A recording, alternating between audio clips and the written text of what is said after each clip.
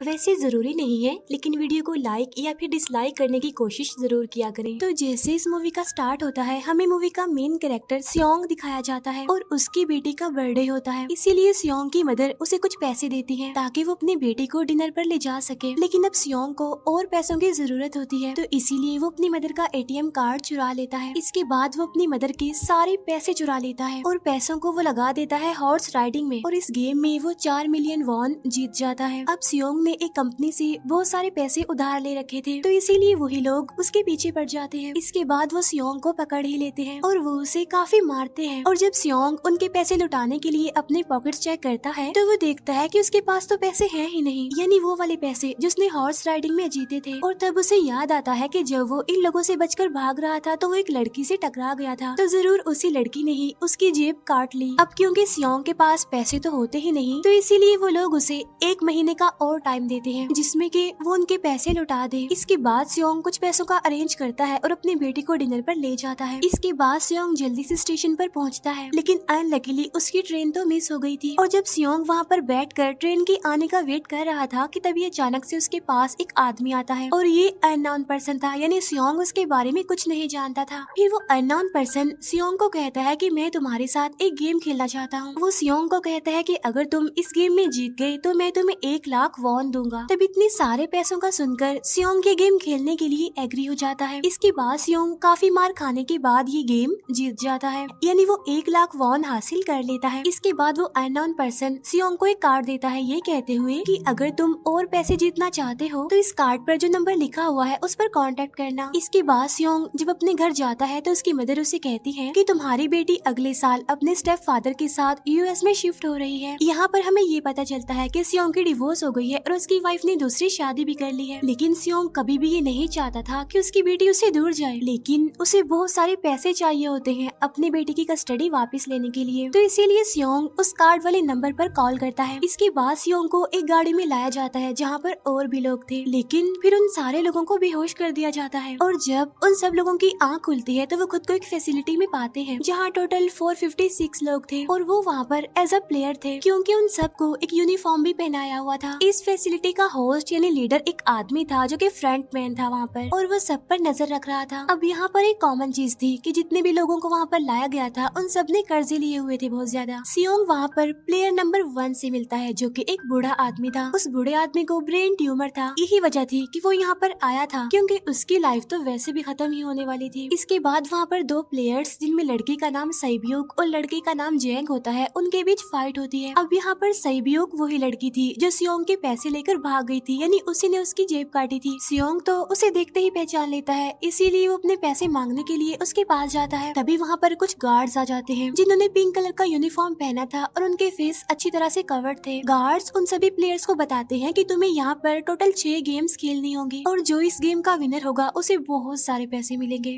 इसके बाद उन सबसे एक कॉन्ट्रैक्ट पर साइन करवाया जाता है, और इस कॉन्ट्रैक्ट के 3 मेन रूल्स थे। पहला रूल ये कि कोई भी प्लेयर अपनी मर्जी से गेम को छोड़कर नहीं जा सकता। दूसरा रूल ये होता है कि जो भी प्लेयर खेलने से मना करेगा तो उस प्लेयर को एलिमिनेट कर दिया जाएगा, और उनके मुताबिक एलिमिनेट का मतलब क्या था ये तो हम आगे ही जानेंगे। गेम का तीसरा रूल ये था कि अगर मेजोरिटी इस गेम को खेलना नहीं चाहती तो वो इस गेम को छोड़कर जा सकते हैं। इसके बाद उन सबको गेम के लिए ले जाया जाता है। अब यहाँ पर सियोंग अपने क्लासमेट सेंगवू से भी मिलता है जो कि उसे बचपन से जानता था। सियोंग उसे वहाँ पर देखकर काफी हैरान होता है क्योंकि वो तो किसी बिजनेस के लिए आउट ऑफ कंट्री चला गया था। अब पहले गेम के लिए वहाँ पर एक काफी बड़ी डॉल थी, और इस गेम का रूल काफी सिंपल था, और वो ये था कि डॉल जब भी गाना गाएगी उन सबको आगे बढ़ना है, और जैसे ही वो गाना गाना बंद करेगी तो उन सबको रुक जाना है और मूव नहीं करना है, और अगर कोई हिल गया तो उसे एलिमिनेट कर दिया जाएगा। अब स्टार्टिंग में तो ये सब कुछ उन्हें किसी प्रैंक की तरह लग रहा था, लेकिन जब एक लड़का हिल जाता है तो उसे शूट करके मार दिया जाता है, और यही होता है एलिमिनेट का मतलब, यानी उन्हें मार दिया जाएगा। अब ये देखकर वो सारे लोग काफी घबरा जाते हैं, और उन्हें पता चल चुका था कि वो खतरे में है, इसीलिए लोग डरते हुए पैनिक करते हुए इधर उधर भागने लगते हैं।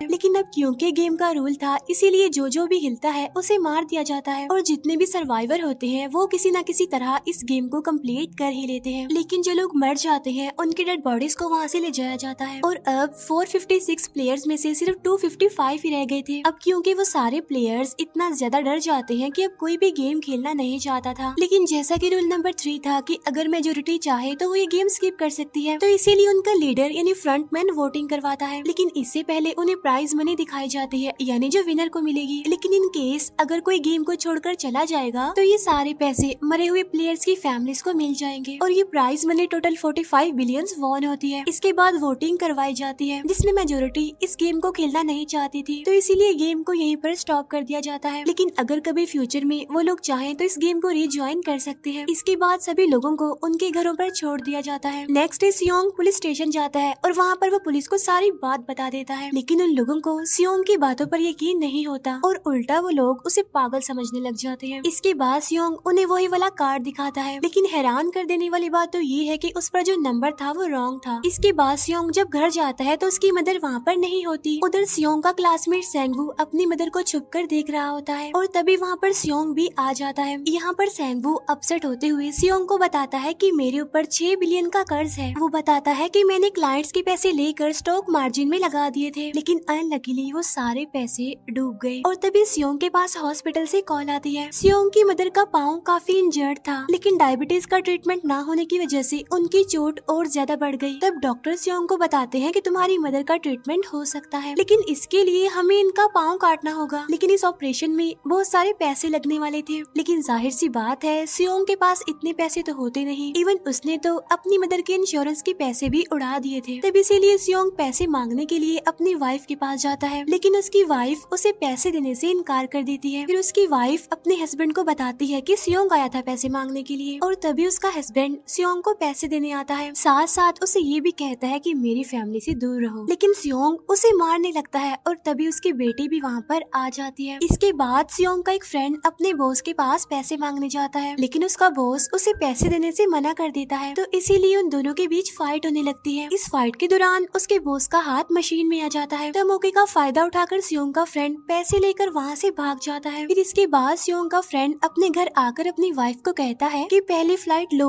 और जाओ यहाँ से। इसके बाद सईब्यूक एक एजेंट से मिलती है, क्योंकि उसने अपनी मदर को नॉर्थ एरिया से साउथ एरिया में लाना था। सईब्यूक वही लड़की जिसने सियोंग की जेब काटी थी, लेकिन यहाँ अपनी मदर को लाने के लिए सईब्यूक को बहुत सारे पैसों की जरूरत थी। अब सईब्यूक का एक छोटा भाई भी होता है जिससे उसने प्रॉमिस किया होता है कि मैं मदर को जरूर ले आऊंगी। इसके बाद हमें एक ऑफिसर दिखाया जाता है और इस ऑफिसर का भाई कुछ टाइम से मिसिंग था, इसीलिए वो ऑफिसर अपने भाई के घर जाता है, जहाँ उसे पता चलता है कि उसका भाई तो पिछले कुछ दिनों से अपने घर पर भी नहीं आया। और जब वो ऑफिसर घर को चेक कर रहा होता है तो उसे एक कार्ड मिलता है वहाँ पर, और इस ऑफिसर ने सेम ऐसा ही कार्ड पुलिस स्टेशन में सियोंग के पास भी देखा था, तो इसीलिए वो ऑफिसर सियोंग के पास जाकर उससे इस बारे में पूछता है, लेकिन सियोंग उसे कुछ नहीं बताता। इसके बाद सियोंग जब अपने घर जाता है तो उसे वो कार्ड दोबारा मिल जाता है वहाँ पर। अब सियोंग डिसाइड करता है कि वो दोबारा से उस गेम को ज्वाइन करेगा, इसीलिए सभी प्लेयर्स को एक शिप के पास ले जाया जाता है। इधर ही वो ऑफिसर भी गाड़ियों का पीछा करते हुए उस शिप तक आ जाता है। वो एक गार्ड को मारकर उसे पानी में फेंक देता है। इसके बाद उन सभी प्लेयर्स को एक आइलैंड पर मौजूद फैसिलिटी में लाया जाता है। अब यहाँ पर उन्हें जरा भी अंदाजा नहीं था कि अगला गेम कौन सा होगा और उसे कैसे खेला जाएगा। इसके बाद वो लोग अपनी अलग अलग टीम्स बना लेते हैं। रात को सईब्यूक और उसकी फीमेल फ्रेंड वॉशरूम जाते हैं। यहाँ पर सईब्यूक गार्ड्स की नजरों से बचते हुए उस फैसिलिटी को एक्सप्लोर करने लगती है। तभी वो देखती है कि गार्ड्स बड़े बड़े बर्तनों में कुछ बना रहे हैं,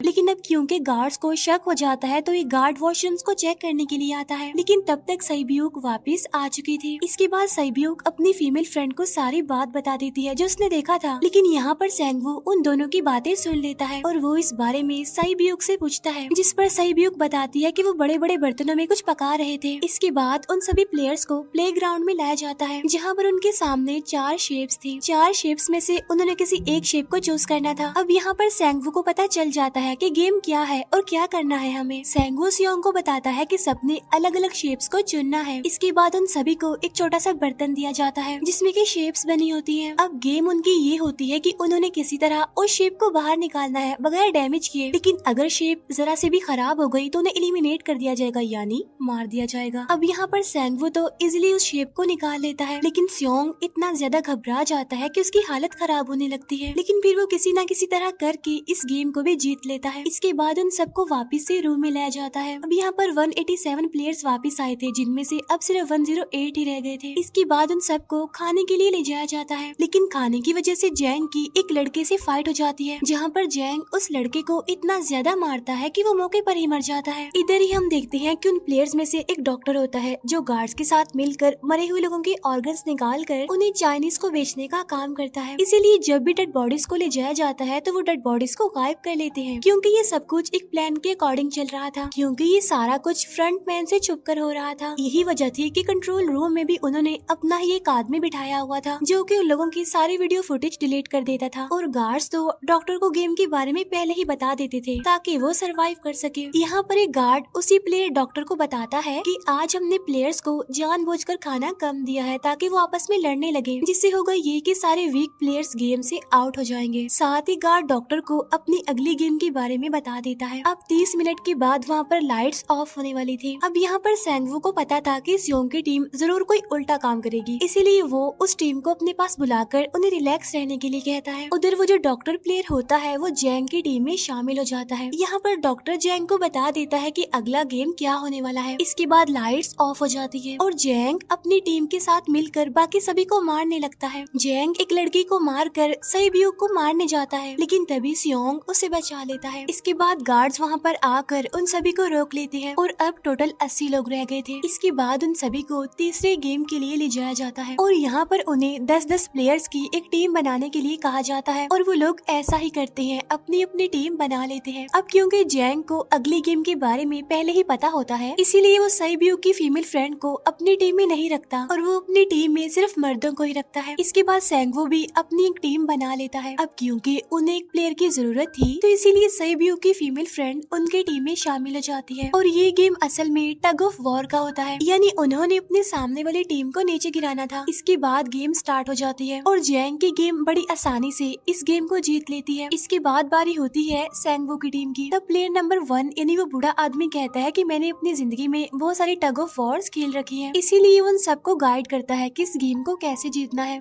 तो इसीलिए वो लोग किसी न किसी तरह करके इस गेम को जीत जाते हैं। फिर दिखाया जाता है कि 30 मिनट के बाद दोबारा से लाइट्स ऑफ हो जाएंगी, जिस पर सेंगवू उन सबको कहता है कि रेडी रहना। तो इसीलिए वो डिसाइड करते हैं कि एक एक करके हम पहरा देंगे। अब जैंग की टीम में एक से बढ़कर एक चालाक प्लेयर था, तो इसीलिए जैंग को डर होता है कि कहीं उसकी टीम उसे ही साइड पर न लगा दे, यानी उसे ही अपने रास्ते से न हटा दे। दूसरी तरफ डॉक्टर और गार्ड्स मिलकर डेड बॉडी के ऑर्गन्स निकाल रहे होते हैं और इन ऑर्गन्स को डिलीवर करने जाना था गार्ड नंबर 28 एंड 29। तब वो सभी एक डेड बॉडी के बारे में बातें करने लगती हैं जिसकी सिर्फ एक किडनी थी और वो उसे ज़ॉम्बी कह रहे थे। अब यहाँ पर जो गार्ड नंबर 29 था, यानी जिसने वो ऑर्गन्स डिलीवर करने जाने थे, वो कोई और नहीं बल्कि वो ऑफिसर था जो गार्ड के बेस में वहाँ पर आया था। और ये सब बातें सुनकर उसे शक होता है कि शायद ये लोग मेरे भाई की बात कर रहे हैं, क्योंकि उसकी भी एक ही किडनी थी। इसके बाद नंबर 28 और 29 यानी वो ऑफिसर ऑर्गन्स को डिलीवर करने के लिए चले जाते हैं। रास्ते में वो ऑफिसर नोटिस करता है कि टनल में तो बॉम्ब लगा हुआ है। तब नंबर 28 उसे बताता है कि जब हम यहाँ से बाहर निकलेंगे तो इस जगह को ब्लास्ट कर दिया जाएगा। अब यहाँ पर वो ऑफिसर नंबर 28 से और इन्फॉर्मेशन लेने की कोशिश करता है, इसीलिए नंबर 28 को उस पर डाउट होने लगता है, इसीलिए वो उस ऑफिसर को अपना फेस दिखाने के लिए कहता है। अब यहाँ पर वो ऑफिसर अपना फेस भी दिखा देता है, साथ साथ वो नंबर 28 पर गन पॉइंट भी कर देता है। साथ साथ वो ऑफिसर उससे एक किडनी वाले आदमी के बारे में पूछता है कि वो कौन है जिसे तुम ज़ॉम्बी कहते थे, जिस पर वो नंबर 28 उससे कहता है कि वो तो एक लड़की थी। अब यहाँ पर नंबर 28 उस ऑफिसर को कहता है कि तुम लीडर के रूम में जाकर सारी इन्फॉर्मेशन देख सकते हो, वहाँ पर सबका डाटा है। ये जानने के बाद वो ऑफिसर नंबर 28 को मार डालता है। उधर वो डॉक्टर गार्ड से अगली गेम के बारे में पूछता है, लेकिन इस बार गार्ड्स को भी अगली गेम के बारे में पता नहीं होता। तब इसीलिए डॉक्टर को गुस्सा आ जाता है और वो एक गार्ड को पकड़ लेता है और उनकी फाइट होने लगती है। इसी फाइट में डॉक्टर उस गार्ड को मार कर वहाँ से भाग जाता है। इसके बाद एक गार्ड भी उसका पीछा करता है और वो दोनों प्लेग्राउंड में आ जाते हैं। यहाँ पर गार्ड डॉक्टर को अपनी बातों में फंसा कर उसे मारने वाला होता है, लेकिन तभी लीडर यानी फ्रंटमैन आकर उसे मार डालता है और बाद में वो उस डॉक्टर को भी मार डालते हैं। साथ साथ इन्हें वहीं पर नंबर 28 की डेड बॉडी भी मिल जाती है, जिससे इन्हें ये पता चल जाता है कि फैसिलिटी में कोई घुस गया है। उधर वो ऑफिसर लीडर यानी फ्रंटमैन के रूम तक पहुंच जाता है। तब वो चेक करते करते एक ऐसे रूम में जाता है जहाँ पर सबके रिकॉर्ड्स थे, और जब वो ऑफिसर रिकॉर्ड चेक कर रहा होता है तो उसे सभी विनर्स की एक लिस्ट मिलती है, जिसमें उसके भाई का भी नाम था, यानी वो भी कभी विनर था। उधर सभी प्लेयर्स को 4th गेम के लिए ले जाया जाता है, जहाँ पर उन सबको अपना अपना पार्टनर चुनने के लिए कहा जाता है, और वो प्लेयर्स करते भी ऐसा ही है, अपना अपना पार्टनर चुन लेते हैं। सहीब्यूक की फीमेल फ्रेंड भी अपना पार्टनर ढूंढने की कोशिश करती है, लेकिन कोई भी उसका पार्टनर बनने को तैयार ही नहीं था। इसके बाद सभी प्लेयर्स को 10-10 मार्बल्स दिए जाते हैं। असल में ये गेम ऐसी होती है कि एक प्लेयर को अपने पार्टनर से सारे मार्बल्स लेने होते हैं बगैर कोई जोर जबरदस्ती किए, और जो दूसरा पर्सन होगा यानी जिसके पास मार्बल्स नहीं होंगे उसे मार दिया जाएगा। फिर सैंगवू और सियोंग का फ्रेंड ऑड और इवन का गेम खेलते हैं, जिसमें कि उन्होंने गेस करना था कि सामने वाले के हाथ में कितने मार्बल्स हैं। अब यहाँ पर सियोंग का फ्रेंड सैंगवू के सारे मार्बल्स जीत जाता है, जिसकी वजह से लास्ट में सैंगवू के पास सिर्फ एक ही मार्बल बचता है। अब क्योंकि सैंगवू को पता चल चुका था कि अब वो बच नहीं पाएगा, इसीलिए वो सियोंग के फ्रेंड को अपनी बातों में फंसा कर उसे ये यकीन दिलाता है कि अगर हम में से कोई भी हार गया तो हारे हुए लोगों का मैच दोबारा करवाया जाएगा। अब यहाँ पर सैंगवू धोखे से सियोंग के फ्रेंड के सारे मार्बल्स चेंज कर देता है। इसके बाद सैंगवू मार्बल्स लेकर गार्ड को दे देता है और वहाँ से बाहर चला जाता है, और जब सियोंग का फ्रेंड मार्बल्स चेक करता है तो वहाँ पर पत्थर होते हैं। उधर प्लेयर नंबर 1 यानी उस बूढ़े आदमी की हालत खराब हो रही थी, इसीलिए वो तो इधर उधर घूम रहा था, लेकिन सियोंग किसी तरह उसे खेलने के लिए एग्री कर लेता है। अब यहाँ पर वो दोनों यानी वो बूढ़ा आदमी और सियोंग भी इवन आउट खेलते हैं। अब इनमें से वो बूढ़ा आदमी सियोंग के सारे मार्बल्स जीत जाता है, लेकिन लास्ट राउंड में वो बूढ़ा आदमी भूल जाता है कि उसने क्या चूज किया था। तो यहाँ पर सियोंग उसी बातों में फंसा कर उसके सारे मार्बल्स ले लेता है, लेकिन यकीन मानिए कि वो बूढ़ा आदमी काफी चालाक था। उसने एक मार्बल अपने पास ही रखा हुआ था और वो दोबारा से इधर उधर घूमने लगता है। अब यहाँ पर सियोंग उसे रिक्वेस्ट करता है कि प्लीज मेरे साथ एक और गेम खेलो ना। तब यहाँ पर वो बूढ़ा आदमी कहता है कि मुझे पता है कि तुमने सारे मार्बल्स धोखे से लिए हैं मुझसे। वो कहता है कि मुझे सब पता था, बस मैं पागल बनने की एक्टिंग कर रहा था।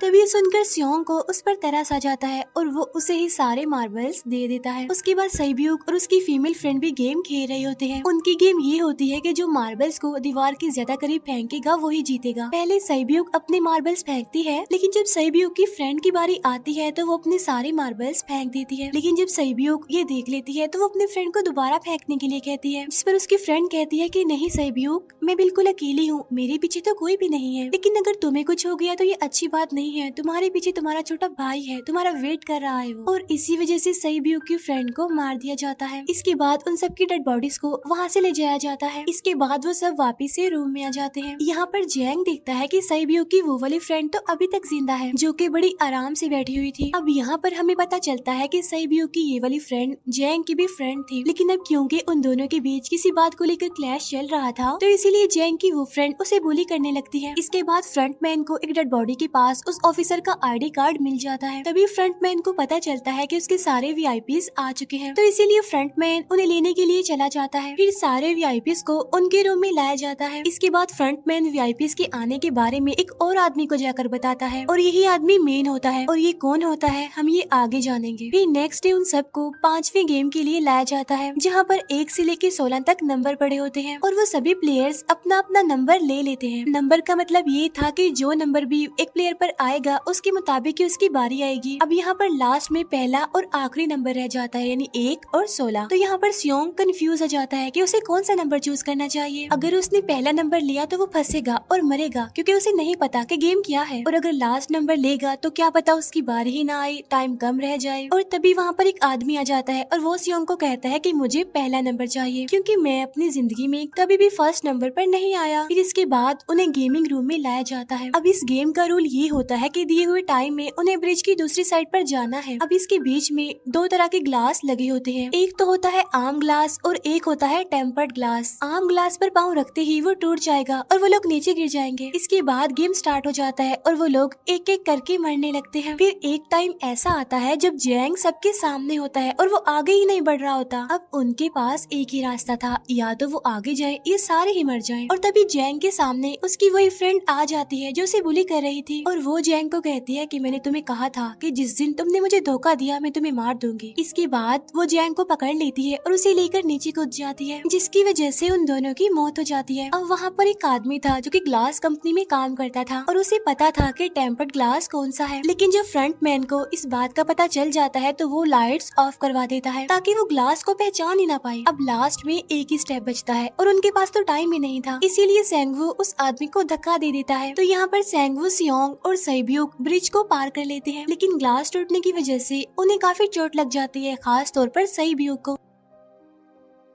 उधर उस ऑफिसर ने एक सर्वेंट को मारकर उसकी जगह खुद ले ली थी। अब एक वीआईपी को उस ऑफिसर पर शक होता है और वो उसे कहता है कि अपना मास्क रिमूव करो, लेकिन वो ऑफिसर कहता है कि ठीक है, लेकिन मैं अंदर जाकर अपना मास्क रिमूव करूंगा। इसके बाद वो ऑफिसर उस वीआईपी को लेकर अंदर चला जाता है। अंदर जाकर वो ऑफिसर उस वीआईपी को बेहोश कर देता है और इस बात का पता फ्रंट मैन को चल जाता है, इसीलिए फ्रंट मैन उसके पीछे जाता है और वो उस ऑफिसर को देख लेता है, इसीलिए वो ऑफिसर वहाँ से भागकर आइलैंड पर आ जाता है। फ्रंट मैन भी उसका पीछा करते हुए वहाँ पर आ जाता है। अब यहाँ पर वो ऑफिसर अपने सीनियर्स को कॉल करने की कोशिश करता है, लेकिन कॉल कट हो जाती है। फिर वो ऑफिसर उन्हें सारे सबूत भेजता है, लेकिन वहाँ पर नेटवर्क नहीं था। इसके बाद फ्रंट मैन ऑफिसर को पकड़ लेता है और उसे उनके साथ चलने के लिए कहता है, लेकिन वो ऑफिसर तो उस फ्रंट मैन पर गोली चला देता है। इसके बाद फ्रंट मैन अपना मास्क उतार देता है तो वो ऑफिसर देखता है कि वहाँ पर कोई और नहीं बल्कि उसका अपना भाई है वो। इसके बाद ऑफिसर का भाई यानी फ्रंट मैन उसे शूट कर देता है और वो जाकर पानी में गिरता है। उधर ग्लास लगने की वजह से सैब्यूक काफी इंजर्ड हो गई थी और उसका बहुत सारा खून भी बह रहा होता है। इसके बाद तीनों सर्वाइवर्स को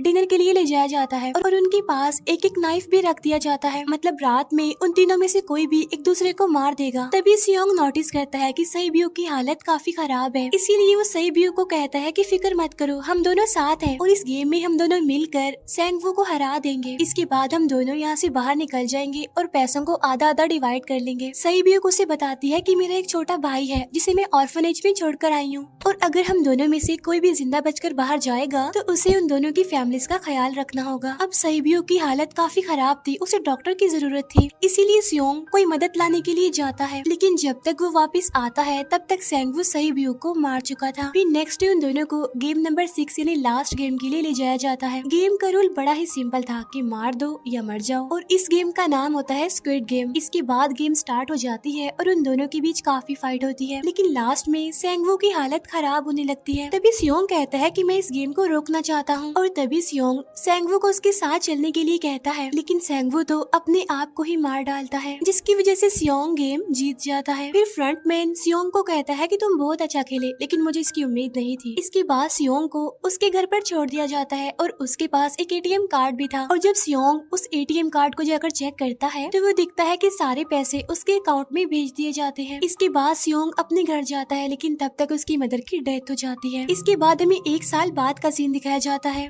जहाँ पर हम देखते हैं कि सियोंग की हालत काफी खराब हो गई है, यानी वो अब काफी नशा करने लग गया है और उसने अब तक उन पैसों को हाथ तक नहीं लगाया। एक दिन एक फूल बेचने वाली औरत सियोंग के पास आती है और वो उसे सेम वैसा ही कार्ड देती है जिसमें एक एड्रेस लिखा हुआ था, और फिर सियोंग उस एड्रेस पर जाता है जहाँ पर उसे पता चलता है कि ये सारा किया धरा किसी और का नहीं बल्कि उस बूढ़े का है, प्लेयर नंबर 1 का, और वो अभी भी जिंदा है। यहाँ पर वो बूढ़ा आदमी सियोंग को बताता है कि मैं अपनी लाइफ से बोर हो चुका था और ये सारी गेम मैंने अपने क्लाइंट्स के साथ मिलकर बनाई ताकि मैं लोगों को मरता हुआ देखकर एंजॉय कर सकूं, लेकिन हाँ, हमने किसी को मजबूर नहीं किया था ऐसा करने के लिए, और मैंने गेम में इसीलिए पार्टिसिपेट किया क्योंकि गेम देखने से ज्यादा उसे खेलने में मजा आता है। वो कहता है जो पैसे तुम्हारे पास हैं वो मेरे ही हैं, और ये कहते ही उस बूढ़े आदमी की मौत हो जाती है। इसके बाद सियोंग सैब्यूक के छोटे भाई के पास जाता है और उसे लेकर वो जाता है सेंगवू की मदर के पास, और वो सेंगवू की मदर को कहता है कि इस बच्चे का ख्याल रखना, साथ साथ वो उसे एक बैग भी देता है जिसमें बहुत सारे पैसे होते हैं। इसके बाद सियोंग स्टेशन पर जाता है जहाँ पर उसे वही अननोन पर्सन मिलता है जो कि उसे मूवी के स्टार्ट में भी मिला था। यहाँ पर सियोंग उसका पीछा भी करता है, लेकिन तब तक वो भाग चुका था। फिर सियोंग उस कार्ड वाले नंबर पर कॉल करता है और वो पूछता है कि तुम लोग कौन हो और लोगों के साथ ऐसा क्यों कर रहे हो, क्यों खेल रहे हो लोगों की जिंदगी से। लेकिन आगे से उसे रिस्पॉन्स आता है कि सियोंग, अगर तुमने जिंदा बचना है तो प्लेन में चढ़ जाओ। और इसी के साथ ही मूवी यहीं पर एंड हो जाती है। Thank you for watching.